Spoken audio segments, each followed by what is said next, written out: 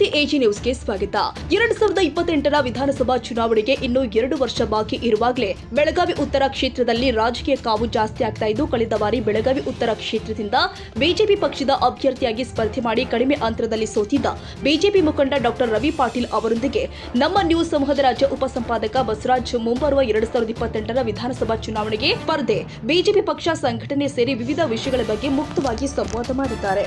Hello, hi, ನಮಸ್ಕಾರ. ನಾನು ಬಸವರಾಜ್ ಮಾತಾಡ್ತಾ ಇದ್ದೀನಿ, ಪತ್ರಕರ್ತರು. ವಿಶೇಷವಾಗಿ 2028ರ ಒಂದ್ ರೀತಿ ಕುಸ್ತಿ ಇವಾಗೆ ಕಾವೇರ್ತಾ ಇದೆ ಪ್ರತಿ ವಿಧಾನಸಭಾ ಕ್ಷೇತ್ರಗಳಲ್ಲೂ. ಇಂತಹ ಸಂದರ್ಭದಲ್ಲಿ ಬೆಳಗಾವಿ ಉತ್ತರ ಆದ ತಕ್ಷಣ ಸಾಕಷ್ಟು ಕಳೆದ ಬಾರಿ ಒಂದ್ ರೀತಿ ಸಾಕಷ್ಟು ಮಿಂಚಿನ ಸಂಚಲನ ಮಾಡಿರ್ತಕ್ಕಂಥವ್ರು ಬಿಜೆಪಿ ಪಕ್ಷದಿಂದ ಡಾಕ್ಟರ್ ರವಿ ಪಾಟೀಲ್ ಅವರು. ವಿಶೇಷವಾಗಿ ಈ ಬಾರಿಯೂ ಸಹ ಒಂದ್ ರೀತಿ ಎಲ್ಲ ಒಂದ್ ಕಡೆ ಪಕ್ಷದ ಚಟುವಟಿಕೆಗಳಲ್ಲಿ ತುಂಬಾ ಸಕ್ರಿಯವಾಗಿ ಪಾಲ್ಗೊಳ್ತಾವ್ರೆ. ತಮ್ಮ ವೈದ್ಯಕೀಯ ವೃತ್ತಿ ಜೊತೆಗೆ ಸಾಕಷ್ಟು ಒಂದ್ ರೀತಿ ಪಕ್ಷ ಸಂಘಟನೆ ಇರ್ಬೋದು, ಪಕ್ಷದ ಕಾರ್ಯಕ್ರಮಗಳನ್ನ ಆಯೋಜನೆ ಮಾಡ್ತಕ್ಕಂಥದ್ದು ಸಾಕಷ್ಟು ಇದ್ ಮಾಡ್ತಾವ್ರೆ. ಸರ್ ನಮಸ್ತೆ. ನಮಸ್ತೆ. ಹೇಳಿ ಸರ್, ವಿಶೇಷವಾಗಿ ತಾವು ಮೊನ್ನೆ ತಾನೇ BS ಯಡಿಯೂರಪ್ಪ ಅವರು ಬರ್ತ್ಡೇ ನಿಮಿತ್ತ ವಿಶೇಷವಾಗಿ ಎಲ್ ಚೆಕಪ್ ಮಾಡಿದ್ರಿ, ಇವತ್ತು ಪಕ್ಷದ ಚಟುವಟಿಕೆ ಆರಂಭ ಮಾಡಿದೀರಾ? ನಮಸ್ಕಾರ. ಇವತ್ತಿನ ದಿವಸ ನಾವು ಉತ್ತರ ಮಂಡಲದ ವತಿಯಿಂದ ಪ್ರಶಿಕ್ಷಣ ವರ್ಗವನ್ನು ಮಾಡಿದ್ದೀವಿ. ಪಂಡಿತ್ ದೀನ್ ದಯಾಳ್ ಉಪಾಧ್ಯಾಯರವರ ಹಾಕಿಕೊಟ್ಟ ಹಾದಿಯಲ್ಲಿ ನಾವು ಪ್ರಶಿಕ್ಷಣ ವರ್ಗವನ್ನು ಇವತ್ತು ಕಂಡಕ್ಟ್ ಮಾಡಿದ್ವಿ. ನಿನ್ನೆ ಮತ್ತು ಇವತ್ತಿನ ದಿವಸ ನಾವು ಮಂಡಳದಲ್ಲಿ 2 ಗ್ರೂಪ್ ಆಗಿ ನಾವು ಇವತ್ತು ಪ್ರಶಿಕ್ಷಣ ವರ್ಗವನ್ನು ಮಾಡಿದ್ವಿ.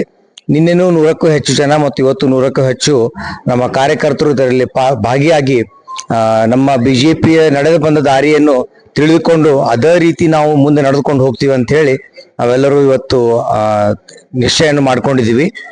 ಮತ್ತು ಇವತ್ತಿನ ದಿವಸ ಮತ್ತು ನಿನ್ನೆ ದಿವಸ 2 ದಿನದಲ್ಲಿ ನಮಗೆ ನಮ್ಮ ಪಕ್ಷದ ಹಿರಿಯರಾದ್ರ MB ಜಿರ್ಲಿ ಅವರು ಮತ್ತು ಅಭಯ ಪಾಟೀಲ್ ಅವರು, ಆಮೇಲೆ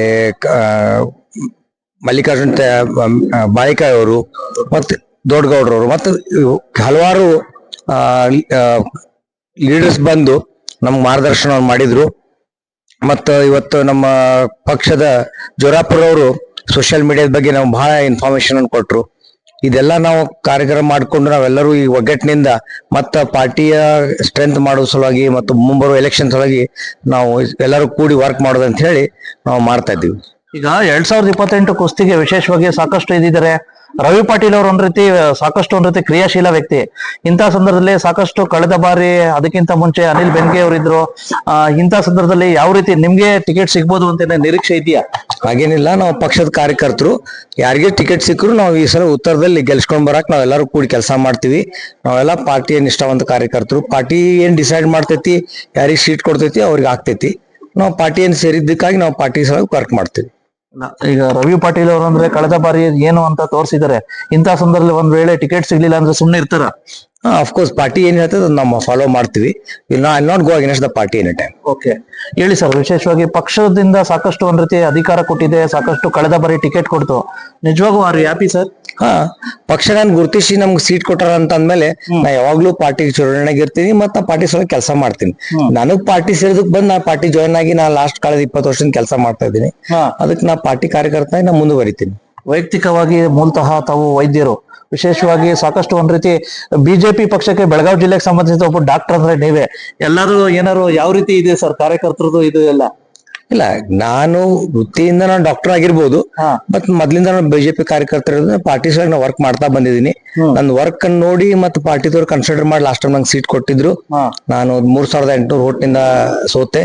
ಬಟ್ ಈ ಸಲ ನಾವು ಯಾರಿಗೂ ಕಾಲಕ್ಕೆ ಕೊಟ್ರು ನಾವೆಲ್ಲರೂ ಈ ಸಲ ಗೆಲ್ಸ್ಕೊಂಡ್ ಬರಕ್ ನಾವೆಲ್ಲರೂ ಒಗ್ಗಟ್ಟಿನಿಂದ ಕೆಲಸ ಮಾಡ್ತೀವಿ.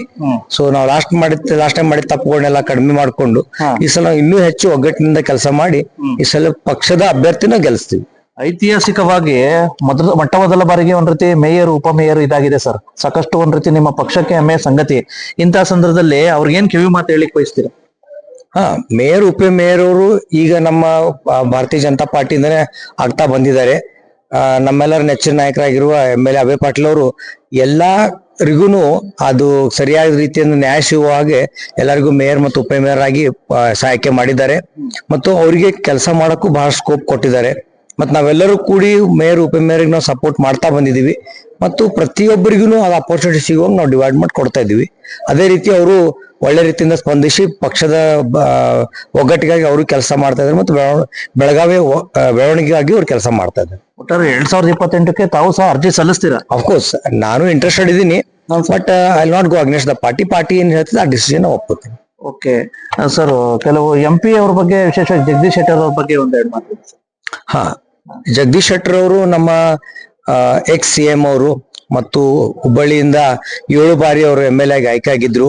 ಹಲವಾರು ಮಿನಿಸ್ಟರ್ ಪೋಸ್ಟ್ಗಳನ್ನ ಅವರು ಮಾಡಿರೋದ್ರಿಂದ ಇವಾಗ MP ಆಗಿ ಬಂದಿದ್ದಕ್ಕೆ ನಮ್ಗೆ ತುಂಬಾ ಖುಷಿಯಾಗಿದೆ. ಯಾಕಂದ್ರೆ ಅವರಲ್ಲಿ ತುಂಬಾ ಎಕ್ಸ್ಪೀರಿಯನ್ಸ್ ಇರೋದ್ರಿಂದ ಕೆಲಸಗಳು ಬೇಗ ಬೇಗ ಆಗುತ್ತೆ. ಸೊ ಒಬ್ಬರು ಎಕ್ಸ್ CM ಅವರಾಗ್ಲಿ ಅಥವಾ ಈಗ ಎಕ್ಸ್ಪೀರಿಯನ್ಸ್ಡ್ ರಾಜಕಾರಣಿ ಇರೋದ್ರಿಂದ ಅವರು ಪ್ರಾಬ್ಲಮ್ ಸಾಲ್ವ್ ಮಾಡೋದು ಇನ್ನೂ ಸ್ಪೀಡ್ ಆಗಿದೆ. ಅದರಿಂದ ನಮ್ಮ ಬೆಳಗಾವಿ ಡೆವಲಪ್ಮೆಂಟ್ ಚೆನ್ನಾಗಿ ಆಗ್ತಾ ಇದೆ.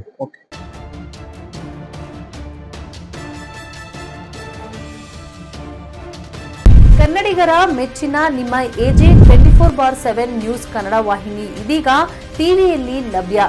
ವೇಳೆ ನೋಟಿಸ್ ಕೊಟ್ಟಿದ್ರೆ ವಾಪಸ್ ತಗೋತೀವಿ. ಇವತ್ತು ವಕ್ಫ್ ಪ್ರಾಪರ್ಟಿ ಅಂತೇಳಿ ಬರ್ತದೆ ಅಂತ ಹೇಳಿದ್ರೆ ರೈತರು ಬೀದಿಗೆ ಬದಲು ಏನ್ ಮಾಡ್ಬೇಕಾಗತ್ತೆ? ಯಾರು ವೋಟ್ ಹಾಕಲಿಲ್ಲ ಅಂದ್ರೆ ಗ್ಯಾರಂಟಿನೆಲ್ಲ ಸ್ಟಾಪ್ ಮಾಡ್ಬಿಡ್ತೀವಿ.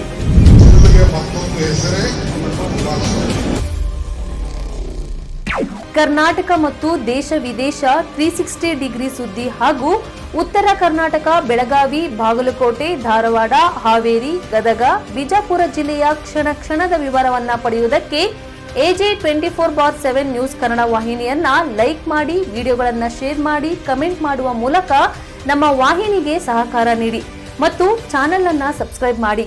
ಧನ್ಯವಾದಗಳು.